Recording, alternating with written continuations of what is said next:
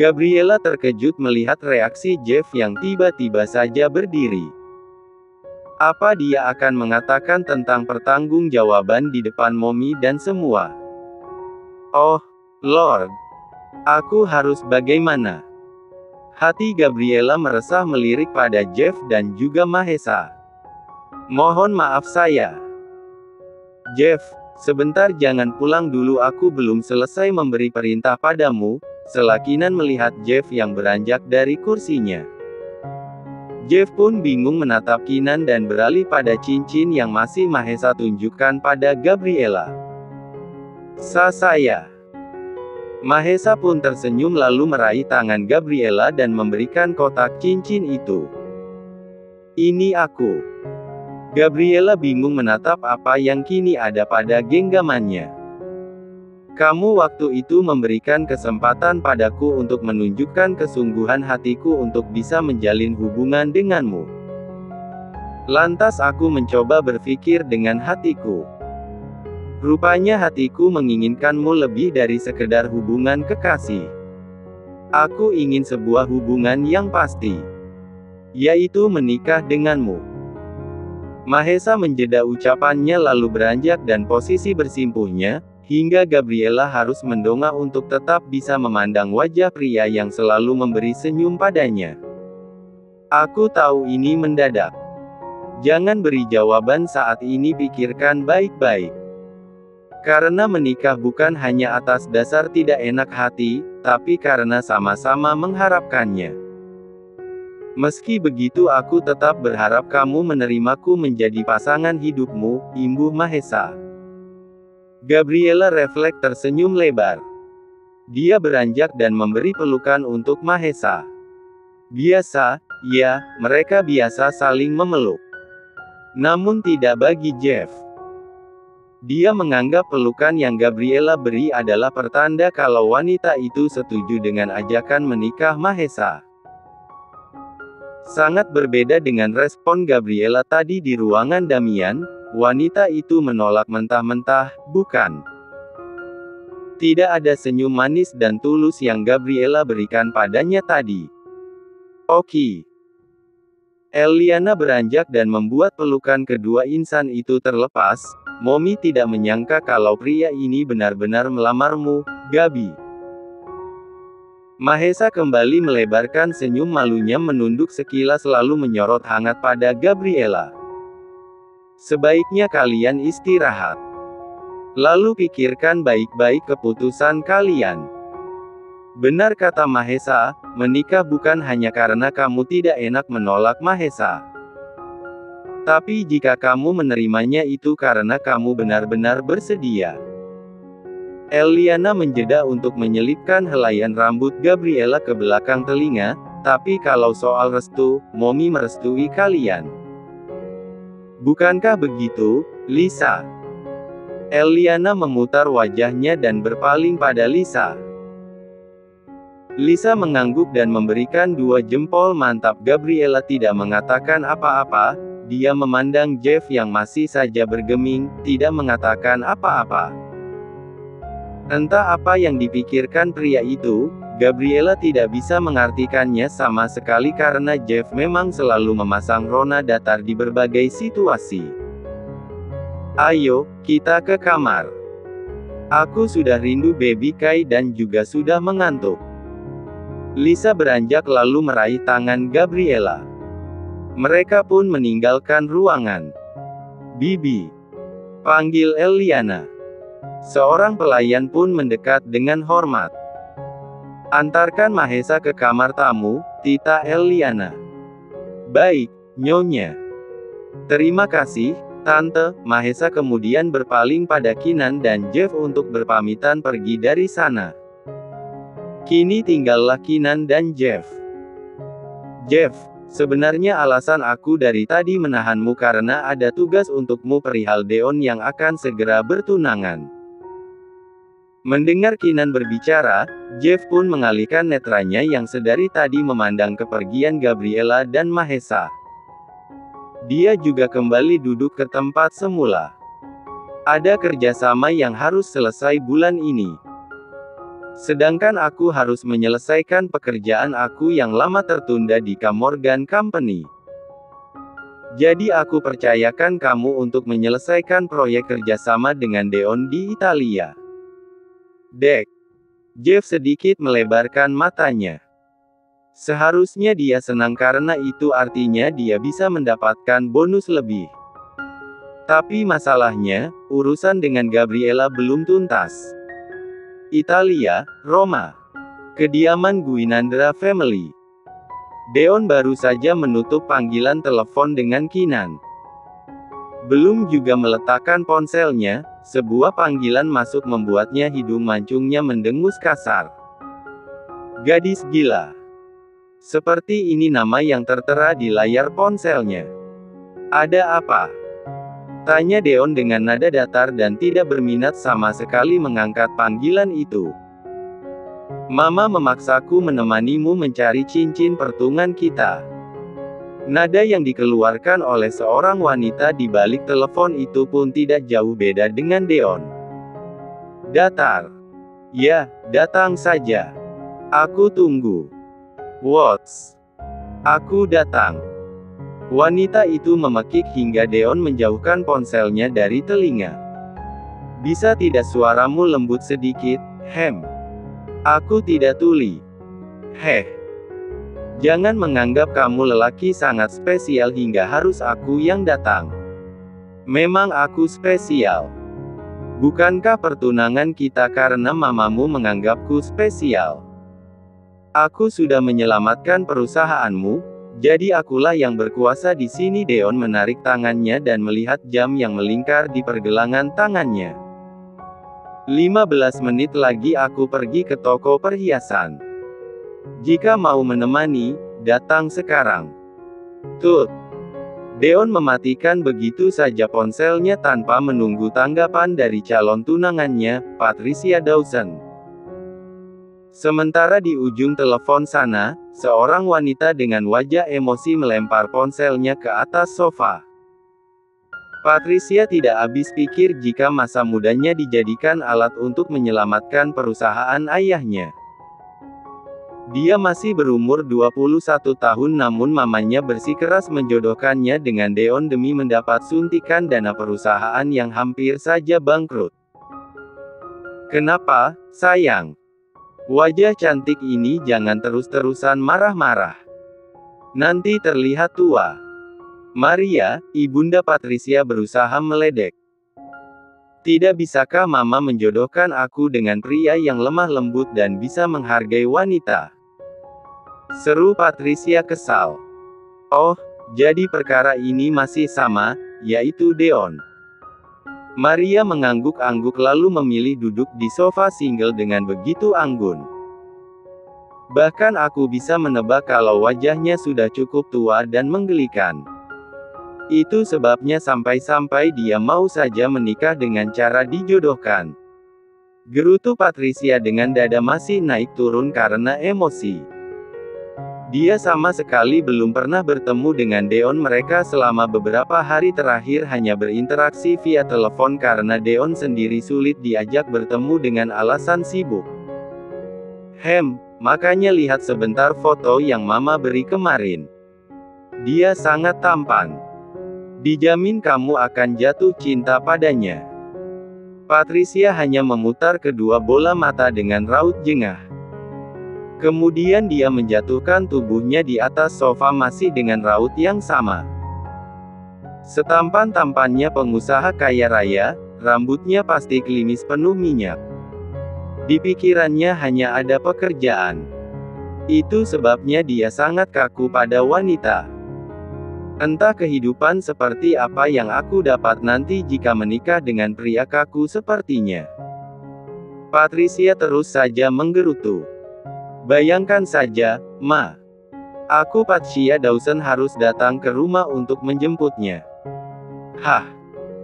Dia membuka mulutnya dan mengeluarkan nafas kasar penuh emosi. Sayang. Berhenti merajuk. Aku tidak akan menolak pertunangan ini. Karena percuma saja aku berbicara, Mama akan tetap menjadikan alasan kebangkrutan untuk membuat aku tidak bisa berkutik. Patricia akhirnya memilih menarik ponselnya dan pergi dari sana.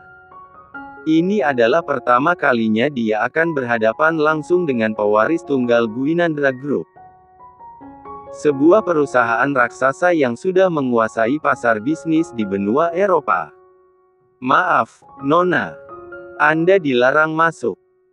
Seorang penjaga mencegah Patricia yang hendak masuk ke dalam ruang baca.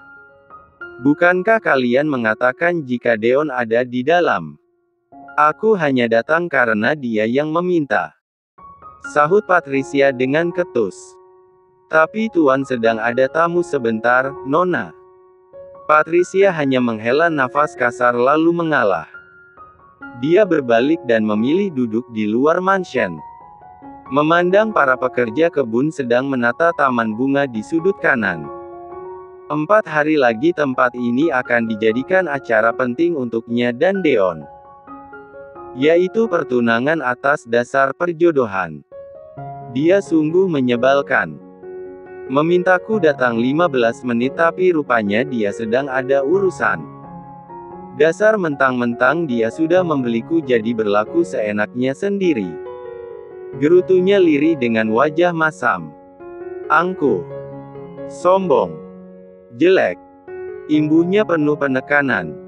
Siapa yang angkuh dan sombong? Suara bariton dari arah belakang membuat Patricia membeku. Dia sangat yakin kalau di sana ada Deon yang mendengar semua umpatannya. Dia hafal betul suara itu. Glup. Patricia menelan salivanya dengan netra bergerak ke sana kemari. Dia tidak berani langsung berbalik ke belakang. Bayangannya pria itu pasti berwajah galak dan menakutkan. Apa kamu yang bernama Patricia? Tanya Deon semakin mendekat. Nadanya terdengar biasa saja namun belum bisa membuat Patricia berani menoleh. Patricia menghindari Deon dengan membuang wajahnya ke samping kanan saat pria itu semakin mendekat dan berdiri di samping kiri. Setelah mengumpat, kamu tidak berani menatapku. Apa nyalimu begitu kecil hingga ketakutan seperti itu? Mendengar Deon meremehkan nyalinya, dengan wajah kesal Patricia akhirnya berdiri dan berbalik. Berdiri tegap berhadapan dengan Deon. Berniat menyembur dengan kata-kata penuh kekesalan. Tapi nyatanya kini membeku. Itu yang Patricia lakukan sekarang. Dia melihat jelas hidung mancung dengan tulang rahang yang tegas bercampur bulu-bulu halus yang muncul di permukaan sekitar dagu berkulit putih. Garis wajahnya tercetak sempurna berpadu dengan tubuh tinggi tegap dan rapi. Demi apa? Kenapa dia sangat tampan? Bisiknya dalam hati. Apa kamu sedang mengagurni wajahku?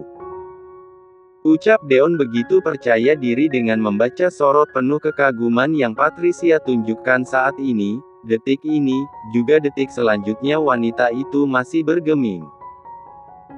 Patricia Dawson. Deon akhirnya meninggikan suaranya dan rupanya sanggup mengembalikan kesadaran Patricia. Wanita itu mengerjap untuk mengembalikan kesadarannya. Ah, ternyata kamu yang bernama Deon. Kamu terpesona? Tanya Deon secara gamblang dengan senyum tipis menghiasi wajah tampannya. Terpesona? Hahaha. Patricia tertawa hambar, mana mungkin aku mengagumi wajah jelek sepertimu. Deon tersenyum dan menunduk, menggaruk pelipis matanya. Lalu kembali memandang wajah Patricia yang dia anggap lucu itu. Hentikan bualanmu. Aku hanya memiliki waktu 2 jam. Deon berbalik dan berjalan lebih dulu. Patricia tersenyum geli dan menggigit bibir bawahnya lalu berlari kecil untuk menyusul Deon yang lebih dulu melewati pilar menuju ke mobil. Selama di mobil, Patricia memilih diam dan sesekali mencuri pandang. Sedangkan Deon disibukkan membuka-buka file online di tablet dalam genggaman pria itu. Dari sudut itu, Patricia menemukan kejanggalan dalam perjodohan kali ini. Kenapa kamu menerima perjodohan ini? Bukankah tidak ada keuntungan yang kamu dapatkan dari ini? Kecuali jika kamu sudah mencintaiku sejak lama. Namun kenyataannya kita baru saja mengenal beberapa hari yang lalu, bertemu pun baru sekarang. Perlukah aku menjawabnya? Deon mematikan tabletnya dan memilih memandang lawan bicara yang duduk di sampingnya. Kamu sudah mendapat keuntungan, jadi apa masih perlu alasan aku menerima semua ini? Lanjutnya dengan tenang seperti biasa. Aku akui, kamu tampan. Sukses. Ya, anggap saja kamu bisa mendapat wanita yang sudah kamu cintai dengan begitu mudah. Seorang bisnisman sepertimu pasti sangat memperhatikan setiap keuntungan dalam hal apapun. Lalu keuntungan apa yang kamu dapat dari perjodohan ini? Tanya Patricia. Deon terdiam sejenak memperhatikan wajah wanita yang sebentar lagi akan menjadi miliknya. Sebelum menerima perjodohan yang entah dari mana asalnya, Deon tentu menyelidiki kehidupan Patricia sampai ke akar-akarnya. Tidak ada jejak buruk dalam kehidupan wanita itu.